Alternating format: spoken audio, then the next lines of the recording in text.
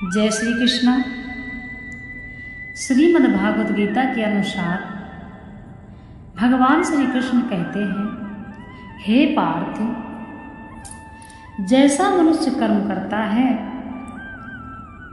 फल वैसा ही भोगता है। एक छोटी सी कथा है। इस कथा के सुनते ही यह समझ में आएगा कि अपने कर्मों का हिसाब हमें किस प्रकार से चुकाना पड़ता है।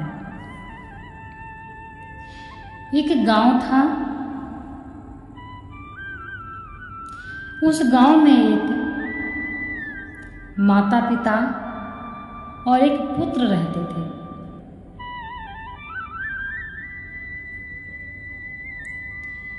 माता पिता ने बहुत अच्छे कर्म किए, भगवान का भजन किया, अपने पुत्र को भी बहुत ही अच्छा आचरण सिखाया। कुछ दिन व्यतीत हुआ, उनका पुत्र बड़ा हो गया। उन्होंने अपने पुत्र का विवाह कर दिया। समय बीतता गया। उस पुत्र के माता पिता इस दुनिया को छोड़कर चल बसे।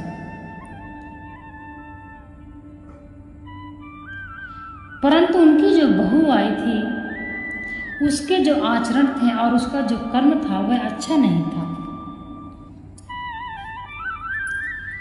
काफी समय व्यतीत होने पर उनके कोई संतान नहीं हुई।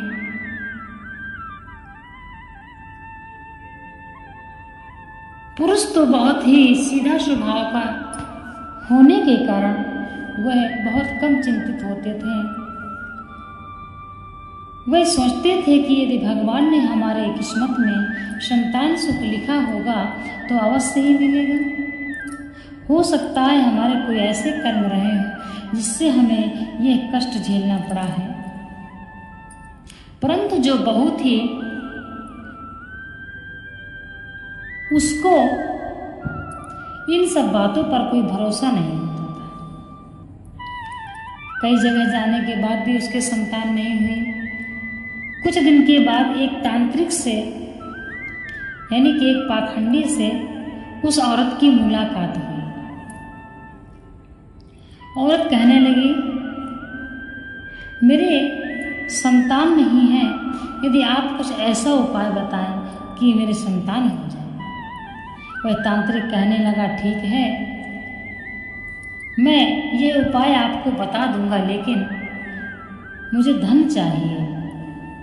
वह कहने लगी, जितना धन चाहिए बोलो, परंतु मुझे संतान का उपाय बता दो। तांत्रिक ने बोला, ठीक है, जाओ धन लेकर। वह अपने घर गई और पति से पूछने लग गई, एक तांत्रिक है, वो संतान होने का मुझे उपाय बताएंगे और उनको मुझे उसके बदले धन देना होगा। पति कहने लगे, अरे पगली, ऐसा नहीं करना चाहिए, वो पता नहीं कैसा उपाय बता दे और तू इतनी चिंता क्यों करती हो। यदि हमारी किस्मत में संतान का सुख होगा तो भगवान हमें अवश्य संतान देगा। बहू समझ गई कि इनका स्वभाव बड़ा सीधा है। वह अपने पति के चोरी से घर से धन चुराकर तांत्रिक को दे दिया। अब तांत्रिक ने बोला कि तुम्हारे बगल में जो 3 घर हैं, 2 घर छोड़ के तीसरे नंबर के घर में तुम आग लगा देना। बहुत ही जल्दी तुम्हें संतान की प्राप्ति हो जाएगी। औरत बोले, ठीक है। मौका पाते ही औरत बिना कुछ भी सोचे समझे 2 घर छोड़ के तीसरे घर में आग लगा दी। उस घर में अर्थात वह घर जो था वह एक किसान का घर था। किसान और किसान के बच्चे दूसरे घर में सोते थे तथा जो किसान के बैल थे वह उस घर में बांधा करते थे। जब उस औरत ने आग लगाया, रात का समय था, किसी ने नहीं देखा, आग बढ़ गई और उस आग में उस किसान के चारों बैल जल करके मर गए, तड़प तड़प के मर गए। किसान ने सुना मेरे घर में आग लग गई है, आया, बहुत रोया, आग बुझाई गई बहुत रोया, लेकिन गांव वालों ने मिलकर समझाया कि देखो किसान भाई, हो सकता है तुम्हारे ऊपर कोई बड़ी आपदा आती, इसलिए तुम्हारे जानवर तुम्हारी बलाएं लेकर चले गए हैं। रोइए मत, भगवान तुम्हारी कोई व्यवस्था करेगा। किसान बहुत रोया, उसके बच्चे बहुत रोए, परंतु अब तो कुछ बाकी नहीं रह गया था। उस किसान के चारों बैल जलकर राख हो गए थे। परंतु औरत बहुत खुश थी कि अब मैंने तांत्रिक का बताया हुआ उपाय कर लिया है, मेरे संतान हो ही जाएगी। समय की बात कुछ दिन व्यतीत हुआ, उसके घर में एक पुत्र हुआ। औरत बड़ी खुशी हुई और तांत्रिक के पास जाकर बोली, हे साधु महाराज, ये लो अपना धन लो और जो चाहिए वो मुझसे मांग लो। तांत्रिक बोला, मुझे धन चाहिए।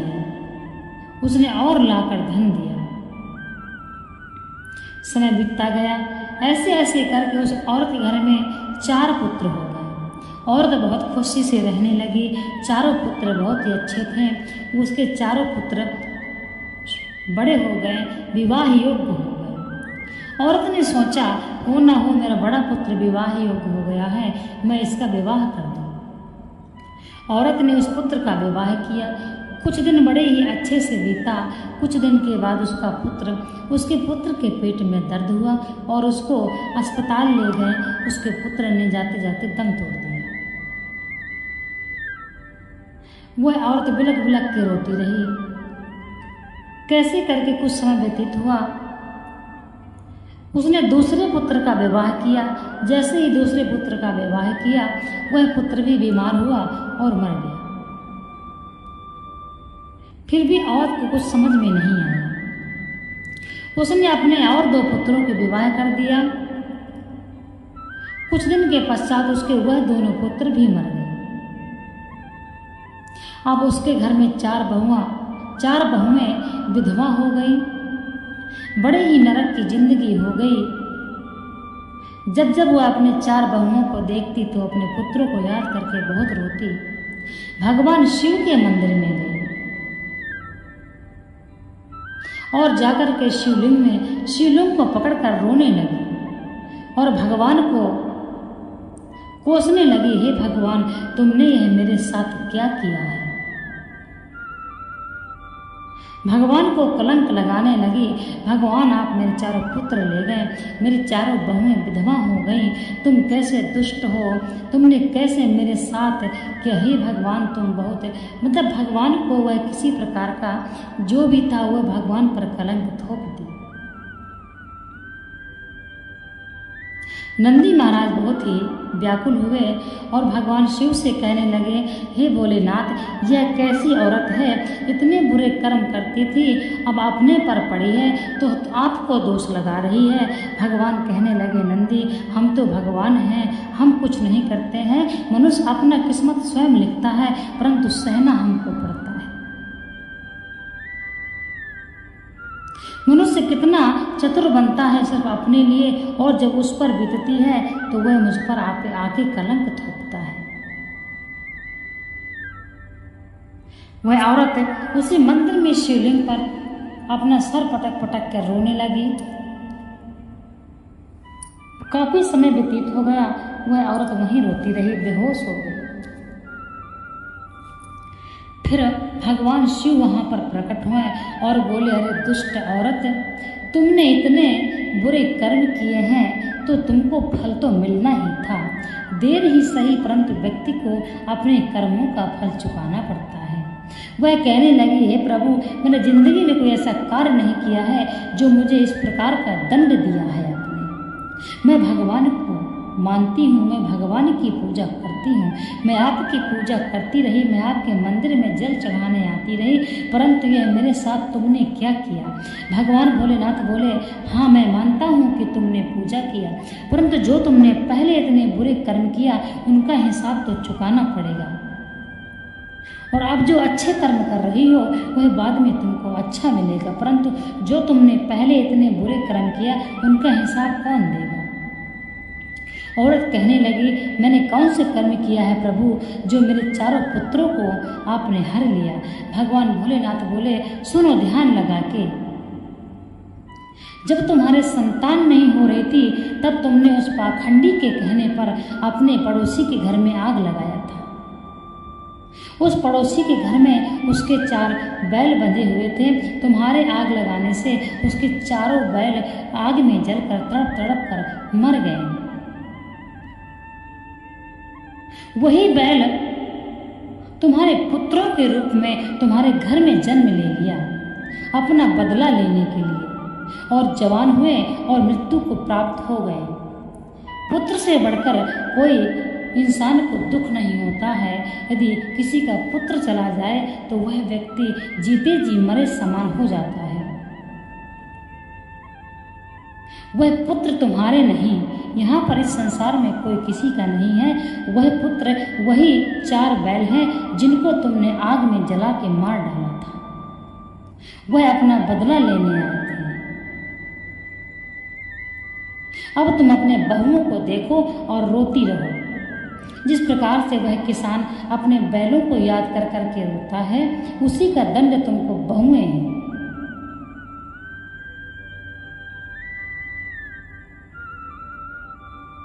वह औरत भगवान से माफ़ी मांगने लगी, गिर गई भगवान के चरणों में और कहने लगी, प्रभु मुझे मेरे पुत्र लौटा दीजिए, मुझसे यह दुख नहीं देखा जाएगा। वह भगवान बोले, अरे मूर्ख औरत, वह किसान आज भी अपने 4 बैलों के लिए रो रहा है जो अपने 4 बैलों को अपने बेटों के तरह पाला था। तो तुम्हें तो जिंदगी भर रोना ही पड़ेगा। और वही बैल आए और आकर के ममता हुई, माया हुई और सब कुछ हुआ और छोड़कर चले गए। अपना बदला हर जीव लेता है, चाहे तुम किसी भी जीव को मारो, हर जीव अपना बदला लेता है। औरत बहुत परेशान हो गई, परंतु अब कुछ शेष नहीं था। भगवान बोले, मनुष्य जितना अपने अच्छे कर्म करता है वह भी उसे प्राप्त होता है, परंतु जो बुरे कर्म करता है उसका हिसाब भी उसे चुकाना पड़ता है। मान लीजिए कोई आधी जिंदगी बुरे कर्म करता रहा और आधी जिंदगी अच्छे कर्म करके जब उसकी प्राण निकलते हैं तब वह जाता है, तो कुछ दिन के लिए उसे नरक भोगना पड़ता है, फिर कुछ दिन के पश्चात वह स्वर्ग हो जाता है। इसलिए कहते हैं कि अपने स्वार्थ के लिए किसी का बिगाड़ नहीं कीजिए। इस कथा के माध्यम से ये समझ में आ गया है कि जैसे भी मनुष्य कर्म करता है उसका उसे हिसाब देना ही होता है। यदि वह ऐसे कर्म नहीं करता है जिससे किसी को दुख पहुँचे, किसी को कष्ट पहुँचे, किसी का बिगाड़ हो, तो व्यक्ति का जीवन सफल रहता है। यदि बुरे कर्म करता है तो उसको यही भरना पड़ता है, जो बाकी शेष रह जाता है वो अपने अगले जन्मों में भरता है। ऐसा नहीं है, परंतु सारे जन्मों का जो भी उसका पाप होता है उसे भरना ही पड़ता है। यदि वह औरत ऐसे कर्म नहीं करती तो बेशक उसके संतान नहीं होती, परंतु उसको इतना कष्ट नहीं मिलता। तो भगवान बोले, जब तुमने ऐसे कर्म किए हैं तो फल कौन भोगेगा? आग तुमने लगाया, पाप कर्म तुमने लगाया और दोष मुझे। इसीलिए मनुष्य अपनी किस्मत स्वयं लिखता है। भगवान किसी का बिगाड़ नहीं करते हैं, भगवान तो इंसान की मदद करते हैं, भगवान तो इंसान का भरोसा कभी नहीं तोड़ते हैं। सच्चे दिल से भगवान को जिसने भी पुकारा है, भगवान ने उसकी मदद अवश्य करी है।